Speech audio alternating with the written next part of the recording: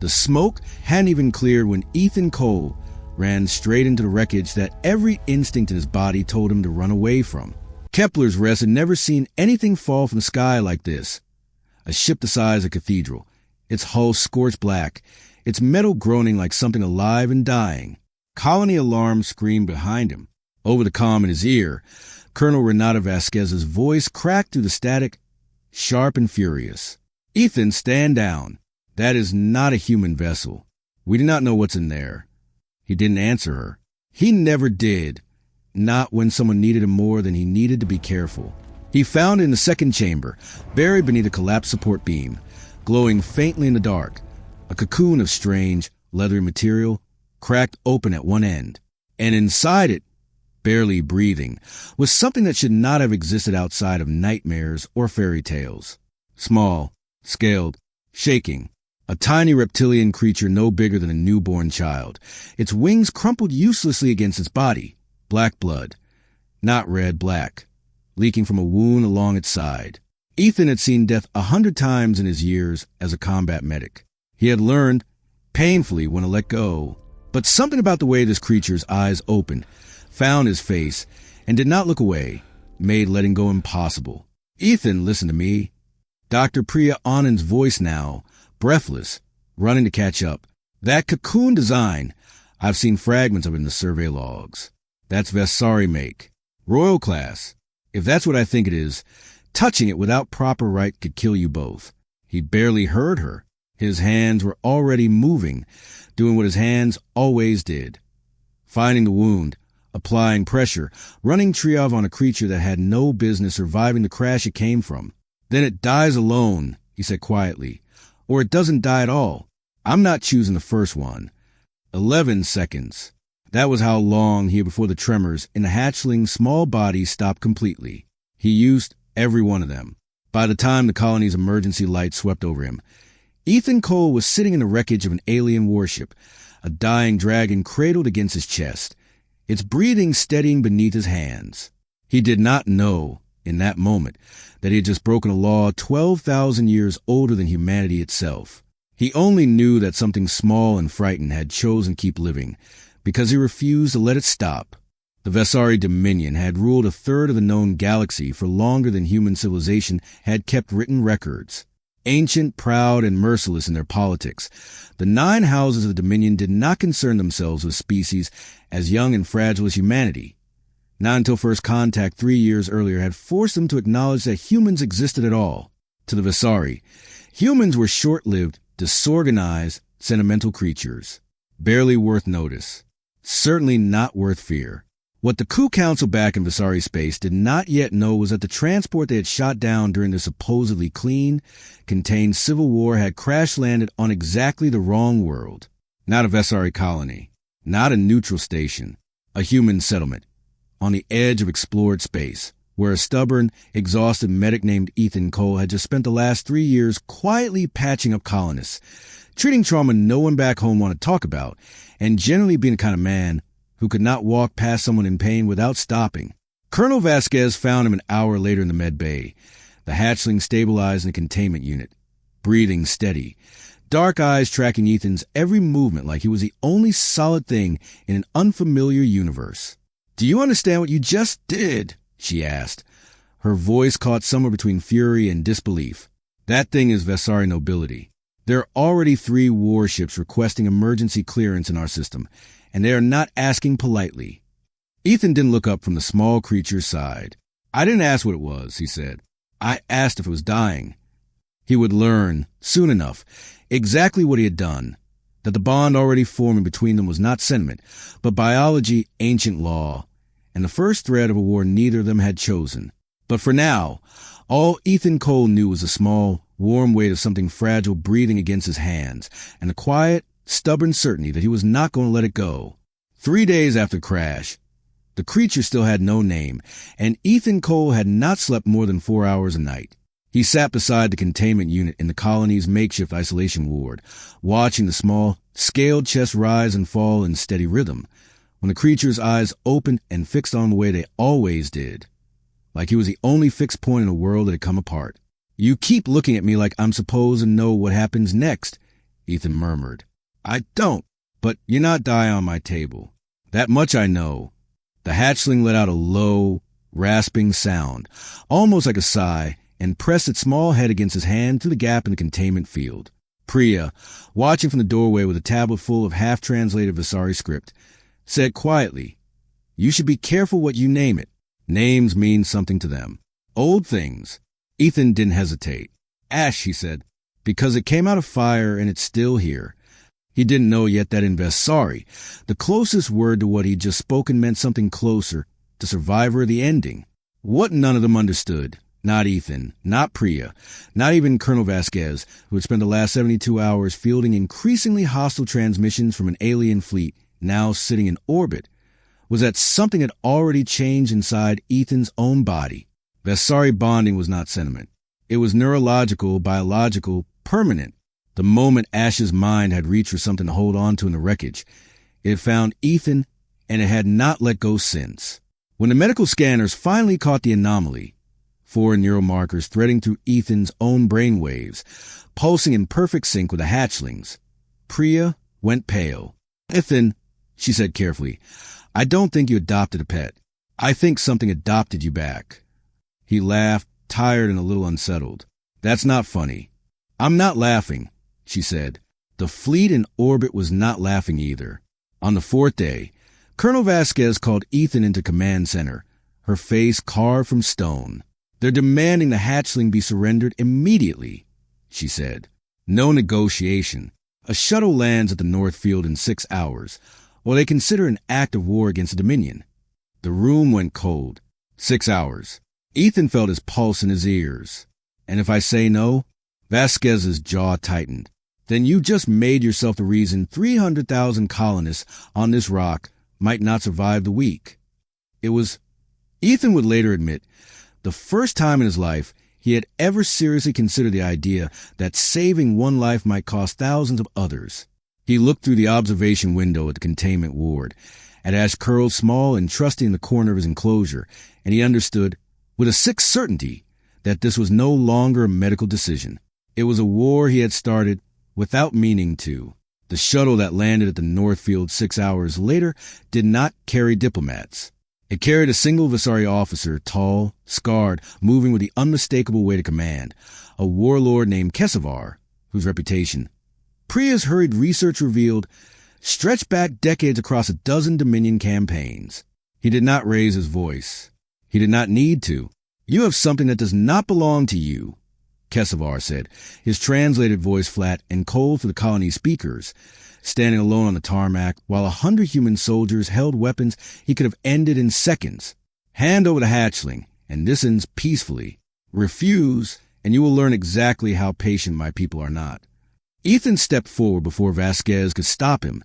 Ash's small containment unit wheeled out behind him on a medical cart, the hatchling's dark eyes wide and terrified at the sight of the towering stranger. Something in Kessivar's expression flickered. Something Ethan couldn't read yet. Something that looked, for half a second, almost like grief. He's not an asset, Ethan said, his voice steady despite the fear coiling in his chest. He's a patient. And I don't hand over patients to people who won't tell me why they want them dead instead of safe. Kessivar's eyes narrowed, and for a long, terrible moment, no one on that tarmac breathed. Then the warlord said 4 words that would upend everything Ethan thought he understood about why that ship had fallen from the sky in the first place. That was never my order. The words hung in the air longer than words should. That was never my order. Ethan felt the ground shift beneath him, though nothing on the tarmac had physically moved. Colonel Vasquez's hand tightened on her weapon. Explain, she said, her voice sharp enough to cut steel. Kessivar's gaze stayed fixed on Ash, and for the first time since he landed, the towering warlord looked less like a conqueror and more like a man standing over a grave he hadn't wanted to dig. The order of fire on that transport did not come from me, he said slowly, each word measured like it cost him something. It came from the council. I was sent here to retrieve the wreckage and destroy any survivors. Instead, I find the last heir of House Emberrid alive, bonded to a human. He paused. That complicates things considerably. Ethan's stomach turned cold. Destroy any survivors, he repeated. You were ordered to kill a baby.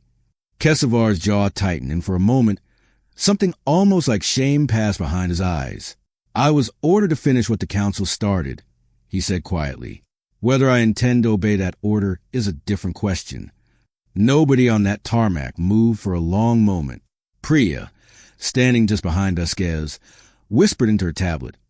Already cross-referencing every scrap of Vessari legal text the colony had managed to translate. "House Emberrit," she murmured.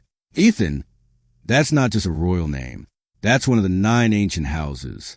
If Ash is the last heir, that makes him—" She stopped, eyes widening as the translation resolved. "That makes him a target for an entire faction that apparently doesn't want him to exist anymore." Kessivar's attention snapped to her, sharp and sudden. "You should not know that name," he said. "Where did you find it?" Priya lifted her chin, refusing to flinch under the weight of his stare. "In the wreckage, along with a data chip your council seems very interested in retrieving." The change in Kessivar was immediate. A flicker of alarm quickly buried beneath practice control. "That chip," he said carefully, "does not concern you." Ethan caught the lie in a half-second delay before he spoke. The same tell he'd learned to recognize in 100 patients hiding how badly they were hurt. "It concerns us plenty," Ethan said, "considering it's the reason your people shot down a ship carrying a child." That night, back in the isolation ward, Ash would not stop shaking. The hatchling's neural reading spiked every time the data chip, now secured in the colony's research lab, was so much as mentioned nearby, as though some buried instinct recognized danger in it that no one else could see. Priya ran diagnostic after diagnostic, dark circles deepening under her eyes. "It's not just fear," she told Ethan around midnight, the lab lit only by the glow of her monitors. "It's recognition. Whatever's on that chip, Ash knows what it means. And it terrifies him." Ethan sat beside the containment unit, one hand resting against the field separating him from the small, trembling creature inside, and felt something in his chest tighten that had nothing to do with medicine. "He's a baby," Ethan said quietly. "Whatever's on that chip is not something a baby should have to be afraid of." Outside, in orbit, the situation was deteriorating by the hour. Vasquez relayed the latest intercepted transmissions to Ethan the next morning, her expression grim. "The council fleet isn't backing down," she said. "If anything, they're mobilizing faster. Whatever Kessivar's real orders were, someone above him wants this handled quickly and quietly. And Ethan," she hesitated, choosing her next words carefully, "the way they're talking about you isn't as a kidnapper anymore. It's like they think you become something else entirely, something they don't have a clean way to remove." Ethan didn't understand what that meant yet. Not fully. But he understood the fear in Vasquez's voice, and he understood the way Kessivar had looked at him on that tarmac, not with the contempt of a conqueror toward an inferior species, but with a wary calculation of someone reassessing an opponent he hadn't expected to matter. That afternoon, alone in the ward, Ethan finally let himself ask the question he'd been avoiding since the crash. He sat beside Ash's enclosure, watching the hatchling's small chest rise and fall, and said quietly, almost to himself, "What did they do to your family?" Ash's dark eyes lifted to meet his, ancient and frightened and far too aware for something so young, and somewhere deep in Ethan's mind, faint, wordless, but unmistakably real, he felt something answer him back. Not words, a feeling, fire, screaming, falling, and underneath all of it, a single, desperate certainty that had somehow crossed a gap between two entirely different minds. They are still coming. The feeling hit Ethan like a physical blow, and for a moment the world tilted sideways. He gripped the edge of the containment unit, breath catching, as the fragmented images kept bleeding through. Fire consuming a corridor, voices shouting a language he didn't speak but somehow understood, and above it all, a suffocating certainty that whatever had happened to Ash's family was not finished. "Priya," he called out, his voice unsteady in a way he hated.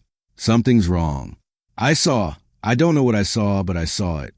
Priya was at his side in seconds, scanner already in hand, watching the neural reading spike in perfect mirror rhythm between the human and the hatchling. "Your bond is deepening," she said, quiet and stunned. "Ethan, this isn't supposed to happen this fast. Vessari bonds take years to reach this depth, not days." Ash pressed against the containment field, small claws scraping softly at the barrier, eyes locked on Ethan with an intensity that made the hair on Ethan's arms stand up. Whatever the hatchling had just shown him, it hadn't been a memory. It had been a warning. That warning proved correct faster than any of them wanted. Within the hour, Colonel Vasquez burst into the ward, her face drained of color. "We've got a problem," she said. "A bigger one." Long-range sensors just picked up a second fleet entering the system. Not the same ships that had been sitting in orbit for a week. New signatures. Faster. Heavier. And they're broadcasting a counselor's authority code. Priya's fingers flew across her tablet, cross-referencing the incoming transmission against everything she translated so far. And her expression turned grim. "Counselor Thren," she read aloud, head of the coup council. "This isn't reinforcements for Kessivar. This is someone coming to override him." Ethan felt Ash's fear spike again to the bond. Sharper this time, more focused, and he understood with sudden, sickening clarity that the hatchling recognized that name. Recognized it and dreaded it. Kessivar arrived at the colony gates within the hour, moving with none of his earlier cold authority. This time there was urgency in every step. Something close to alarm on a face that had, until now, revealed almost nothing. "Thren is not coming to negotiate," he said the moment Ethan reached him. "She is coming to finish what the council started at the crash site, and she will not care how many humans stand between her and that hatchling." Ethan's jaw tightened. "Then why haven't you stopped her already? You're a warlord. You command a fleet." Something flickered across Kessivar's face. Old grief, carefully buried. "Because Thren does not answer to me," he said. "She answers to the council that sent both of us here." And because he paused, the words costing him visibly, "I owed his father a debt I have not yet finished paying." The revelation landed heavy in the silence that followed. Ethan stared at him. "You knew Ash's father." Kessivar's eyes, ancient and tired, finally met his without deception. "I was the one who redirected the attack that let this ship crash here instead of exploding in open space with everyone aboard," he said quietly. "I could not save the house. I could only make certain its last heir had somewhere to fall." The revelation reshaped everything Ethan thought he understood, but there was no time to sit with it. Within minutes, Thren's flagship broke atmosphere, and her voice, cold, precise, dripping with the practiced disdain of someone who had never once considered a human worth fearing, filled every channel on the colony. "This world harbors a fugitive of Vessari law," she announced. "Surrender the ember-writ hatchling within the hour, or this colony will be treated as a hostile combatant sheltering stolen property." Vasquez's soldiers scrambled to defensive positions across the settlement, though everyone in that command center understood, with grim clarity, exactly how outmatched they were against a single Dominion warship, let alone the fleet behind it. Ethan stood at the window, watching the sky darken with the shadow of Thren's descending shuttle, Ash's fear pulsing steady, and terrified to the bond they now shared. And he made a decision that had nothing to do with strategy and everything to do with the same stubborn refusal that had gotten him into this in the first place. "She wants him," Ethan said quietly, more to himself than anyone else in the room. "She goes through me first." Behind him, Priya's tablet chimed with an incoming translation, the final lines of the data chip's contents, decoded at last, and her sharp intake of breath told Ethan, before she even spoke, that everything he thought he knew about why he was standing in that room was about to change completely. Priya's hands were shaking as she turned the tablet toward him, and for a moment she couldn't find the words to explain what she was looking at. "Ethan," she said finally, "the data chip isn't Vessari technology. It's human-made. It was built using compression algorithms from an old Earth research consortium, one that shut down almost 40 years ago." The room went silent except for the distant hum of Thren's shuttle descending through the atmosphere. Ethan stared at her, certain he'd misheard. "That's not possible. Humans didn't have contact with the Vessari 40 years ago. We didn't have contact with anyone." Priya shook her head slowly, scrolling through the decoded files with trembling fingers. "That's what I thought too. But it's here. Human data architecture, buried inside Vessari royal encryption. Someone put it there deliberately. Someone who wanted it hidden from the Dominion, but findable by us." Ash's neural reading spiked again, and this time the fear pouring to the bond wasn't vague or wordless. It was sharp, deliberate, almost like recognition. Ethan looked down at the small creature pressed against the containment field and understood, with a chill spreading through his chest that Ash had known about this all along. There was no more time to process it. Thren's shuttle touched down at the colony's central square with the deliberate, unhurried arrogance of someone who had never once doubted the outcome of a confrontation. She emerged flanked by 4 armored escorts, tall and severe, her scaled features carved into an expression of contempt so absolute it needed no translation. Kessivar moved to intercept her, but she brushed past it without acknowledgement, her attention fixed entirely on Ethan and the small hatchling beside him. "So this is a human who thinks he can hold House Law hostage," she said, her translated voice smooth and cold. "You should know, little creature, that sentiment does not override 12,000 years of Dominion tradition. Hand him over, and your colony survives the day. Refuse, and I will not ask twice." Ethan felt Ash's fear collapse into something quieter and more resolute. Not surrender, but plea, wordless and desperate, threading directly into Ethan's mind. Don't let her. He didn't need the bond to know what he was going to say. "You already tried to kill him once," Ethan said, his voice steady despite the fleet of warships sitting in orbit above his head. "I'm not handing him over to finish the job." Thren's expression didn't change, but something in her posture sharpened, like a predator recalculating its approach. "You misunderstand your position," she said. "You are not a sire. You are not Dominion. You are an accident of proximity, and accidents do not have legal standing." It was Priya, stepping forward with the tablet clutched tight against her chest, who answered before Ethan could. "Actually," she said, "we think they do." She turned the screen toward Thren, displaying the decoded contents of the data chip in flawless Vessari script. "This is the full text of the Sire Bond right, buried inside human-built encryption. Hidden somewhere Dominion law enforcement would never think to look, inside a human archive. Someone on your own council smuggled this out specifically so it could be found by whoever ended up protecting Ash." Thren's composure cracked for the first time, a flicker of genuine alarm passing behind her eyes before she buried it again. "That text is forbidden," she said sharply. "It has not been invoked in 12,000 years. Doesn't mean it's not real," Priya said. "Doesn't mean it's not law." The silence that followed felt like the entire colony was holding its breath. Kessivar stepped forward at last, and for the first time since Ethan had met him, the old warlord looked less like a soldier and more like a man watching history rewrite itself in real time. "She's right," Kessivar said quietly. "I have read that right. I know its language. If Ash chose him, truly chose him, in the moment his life hung in the balance, then Vessari law does not recognize Ethan as an accident."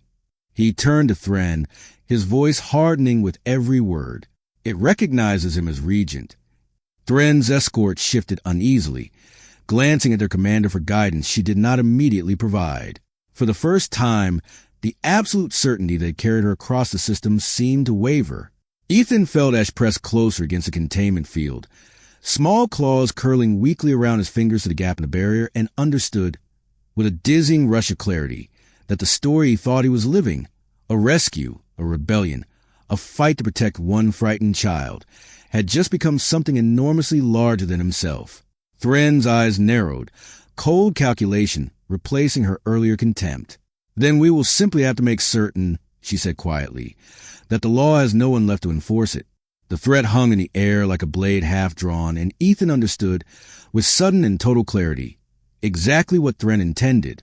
She wasn't leaving. She was buying time, stalling long enough for the rest of her fleet to move into position, close enough that the ancient right Priya had just uncovered would mean nothing once Ethan Cole and everyone who could testify to it were gone. Kessivar seemed to reach the same conclusion in the same instant, his hand drifting to the weapon at his side, his voice dropping into something low and dangerous. "You would violate a regency claim in front of witnesses," he said. "Even the council would not survive that scandal, Thren." Her composure had returned, cold and precise once more. "There will be no witnesses," she said simply, "once this colony is classified as a hostile staging ground for stolen Dominion property."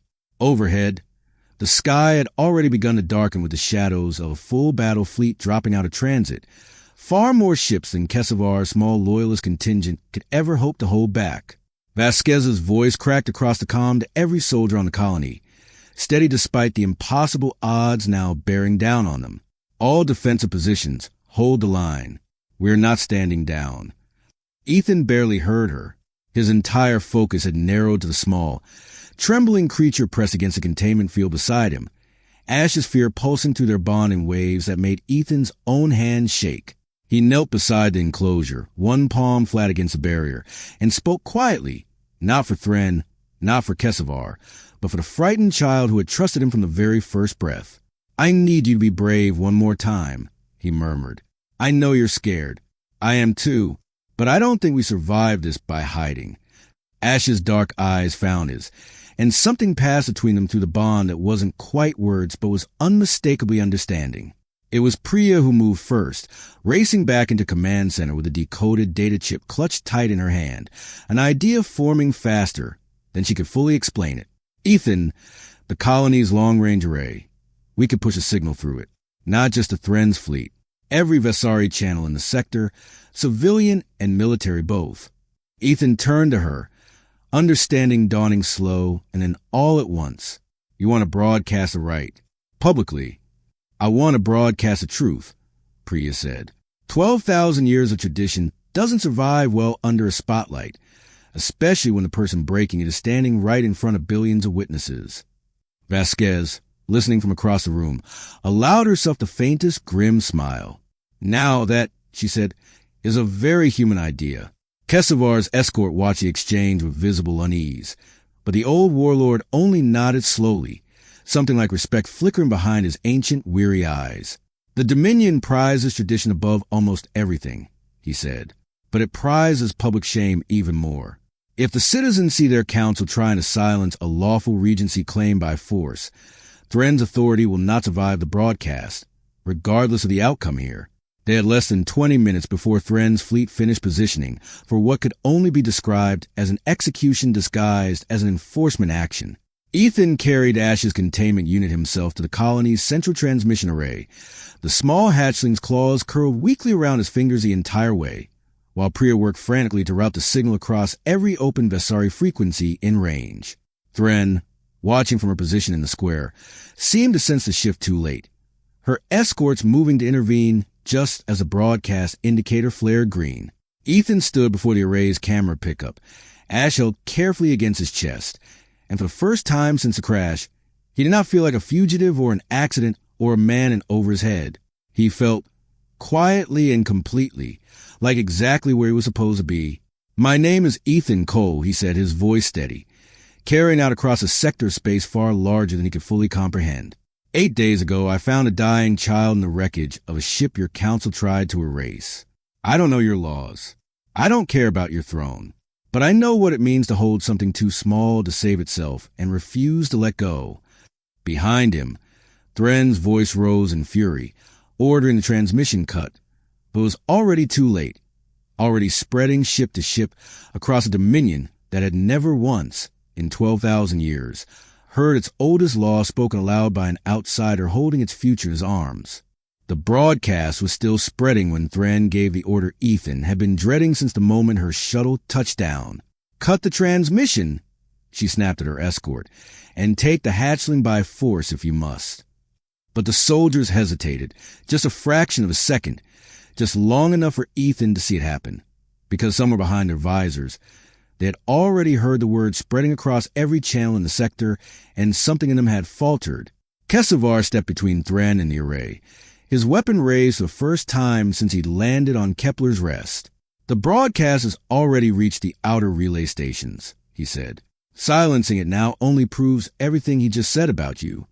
Thren's composure cracked fully for the first time, fury and disbelief warring across her ancient features. "You would choose a human's word over the council's authority?" Kessivar's answer was quiet and absolute. "I would choose the truth over a lie I've been asked to enforce for 12,000 years. Overhead, the battle fleet that had been positioning for a killing strike began, ship by ship, to hesitate. Vasquez, monitoring the tactical display with white-knuckled focus, watched formation after formation break ranks, engines idling instead of advancing. "Ethan," she said into the calm, disbelief creeping into her voice, "I don't think they're moving on your position anymore. I think they're refusing orders." It was Ash who ended it, though no one, not Ethan, not Kessivar, not even Priya, who had spent days studying every fragment of Vessari biology she could find, understood how a hatchling not yet a season old could do what happened next. Pressed against Ethan's chest, terrified and small, Ash opened his mouth and released a sound that was not quite a roar and not quite a cry, a raw psychic pulse amplified to a bond he shared with Ethan, carried with it every fragment of memory the hatchling had kept buried since the crash. The fire, the screaming, the betrayal, and underneath all of it, the simple, unmistakable truth of a stranger who had refused to let him die. It reached every ship in the fleet simultaneously, and for one suspended, breathless moment, the entire system went silent. Thren beamed down alone minutes later, stripped of the authority that had carried her across the stars, her own crew having refused, one vessel after another, to enforce a kill order against a colony that had done nothing but protect a dying child. She stood before Ethan in the wreckage-scarred square, her composure gone, replaced by something colder and more dangerous, the look of someone watching everything she'd built collapse in real time. "This changes nothing," she said, though even she seemed to hear the hollowness in her own words. "A human cannot rule a house." Ethan knelt slowly, not to her, but to the small, exhausted creature curled against his chest, Ash's dark eyes fluttering closed in something like relief. "I'm not ruling anything," Ethan said quietly, not looking up. "I'm just not leaving. That's the part you never understood." Behind Thren, Kessivar lowered his weapon, and across the square, 100 human soldiers who had spent 8 days preparing to die for a stranger's child finally allowed themselves to breathe. The coup collapsed within a month, unraveling under the weight of a broadcast that billions of Dominion citizens had heard with their own ears, unable to unhear the truth once it was spoken. House Emberit was restored, not to conquest or vengeance, but to a quiet, unprecedented peace. Its heir alive, its bloodline unbroken and standing beside him, recognized across the 9 ancient houses for the first time in recorded Dominion history, a human the law itself had chosen to call Sire Regent. Ethan never wore a crown. He never wanted one. He returned to Kepler's rest, to his medbay, to the quiet, stubborn work of patching up whoever needed patching, though now with an ancient bloodline's protection standing quietly behind him whenever the galaxy remembered to be afraid of what that meant. Years later, on a ridge overlooking the colony where it had all begun, an aging Ethan Cole sat watching the sunset the way he had 100 times before. The dragon that settled beside him was no longer small, no longer fragile.